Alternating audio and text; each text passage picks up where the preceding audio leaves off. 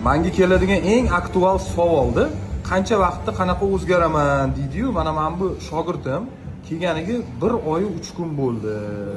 Xo'p, qaranglar, mana bunaqa ko'rinishdan mana bunaqa bo'lib qoldi. Dostavchik Shohruh, qalaysan? Necha kilo eding 1 oy 3 kun oldin? 96. Hozirchi? 84. Bu уже, блин, нормально, да, 10 kilodan ham ko'p. Xo'p, nima garderobingda nima gap so'z? To'polon boshlandimi endi? To'polon boshlandi. Hamma narsa katta. Xo'p, lishniy vesda nimani his qilarding?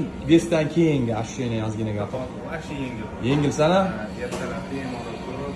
Хорошо. Endi ozgina tushuntirib beraman. Bu yigit 1 oyda bunaqa tez o'zgarganiga sabab hali hazm qilish sistemasi buzilmagan edi, yaxshi edi.